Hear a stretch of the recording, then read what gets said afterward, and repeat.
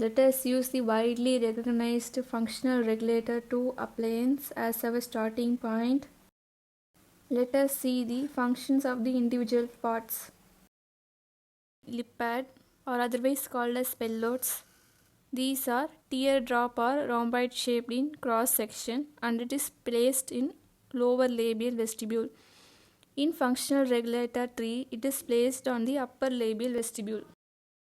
It eliminates perioral muscle activity from hyperactive mentalis. It eliminates lip trap, and it stimulates bone growth by periosteal pull. The second one is Buccal shield, or otherwise called as vestibular shield. It extends from the depth of the vestibule to alveolar process. It also causes periosteal bone deposition, and it helps in unrestricted dentoalveolar development. Third one is labial bow. As we know, this is labial bow. It is passive in nature so that it prevents tipping of incisors. Canine loop. It is also called as canine guards. This is canine loop. It is the extensions of buccal shield and it kept 2 to 3 mm away from the buccal surface of canines. It eliminates the restrictive muscle function and also helps in transverse development of canine region in eruption of canine. Canine loops are mostly absent in functional regulator 1, that is FR1. Labial support wires. It should lie at least 7 mm below the gingival margin. It is inverted V shape, so it has to accommodate the lower labial frenum. Palatal bow. Its convexity should face distally, and it terminates as occlusal rest on occlusal surface of first permanent molar, and it lies on the mesiobuccal and distobuccal cusp as occlusal rest. This occlusal rest prevents appliance from being dislodged superiorly, and also it prevents supraeruption of first permanent molars. In functional regulator 3 and functional regulator 4, these occlusal rests are lie distal to the last molar. Upper lingual wire. It rests on the upper incisor. It is mostly passive in nature. If it is active, it is called as protrusion bow, which is seen mostly in functional regulator 3 for correction of class 3 malocclusion. Lingual pad. Lingual pad is an acrylic shield behind the lower incisor. It is mucosa bone that forces the patient to posture the mandible forward. Lower lingual springs.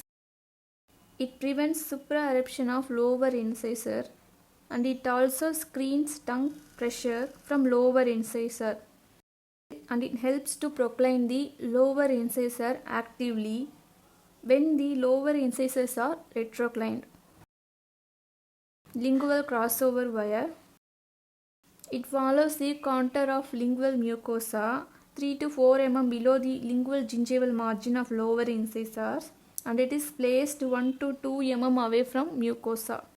It crosses the occlusal surface and gets embedded in the buccal shield. Lingual stabilizing bow. It contacts the cingulum of the lower incisor, and it prevents lingual tipping of incisors during treatment. It is mostly used in functional regulator 1. Most of the parts are seen in functional regulator 2, that is FR2. So it is easy to study if we differentiate between FR2 and FR1. Here the difference between FR2 and FR1 is there is no lingual crossover wire and no canine loop. Remaining other appliances are present as same as FR2. FR1A is used mainly in class 1 malocclusion with minor to moderate crowding and class 1 deep bite.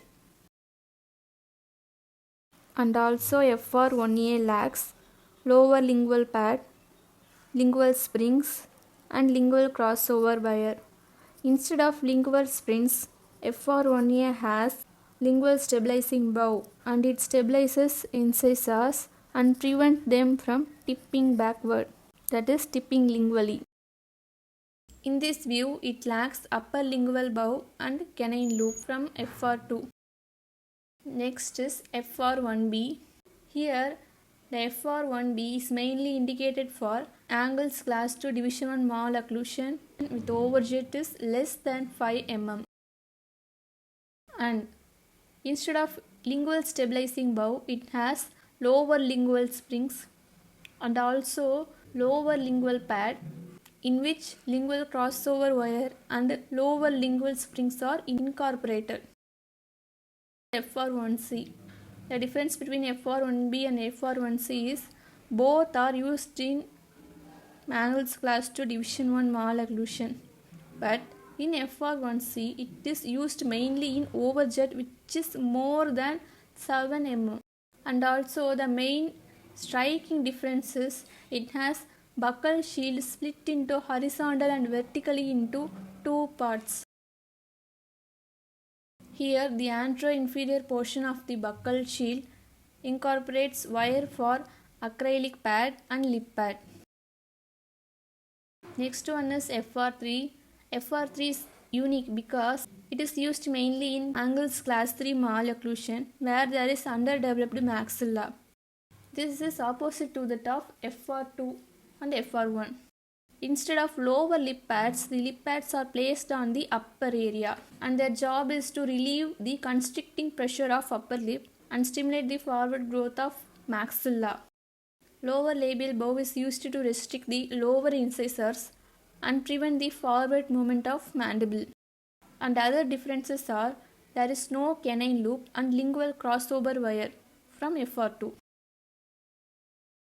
Here a wire component is used that sits behind the upper incisors to push them forward, that is to proclaim upper incisor. It is called as protrusion bow and it is actively used for protraction of incisors. And the palatal bow lies distal to the last molar, that is slightly away from the mucosa to prevent irritation, and it is end as occlusal rest. The occlusal rests are used to open the bite so that the maxilla can actively move. Buccal shields are placed 3 mm away from the maxillary posterior dental-alveolar structure and it contacts only the mandibular apical bone. Next is functional regulator 4. It is exclusively used in mixed dentition and it is used in case of open bite and bimaxillary protrusion. The difference between FR4 and FR2 is FR4 lacks canine loops, protrusion wire, and also the palatal bow lies distal to the last molar like FR3, and it has 4 occlusal rests. These occlusal rest on posterior teeth used to prevent molars or premolars from erupting. This is the critical mechanism to close the bite by encouraging the mandible to rotate upward and forward. FR5 is indicated for long face syndrome or cases with vertical maxillary excess. The most unique feature is posterior acrylic bite block is used to prevent molar eruption due to the action of elevator muscles. Headgear tube is soldered to the buccal shield and are used for extraoral traction. These are the summary.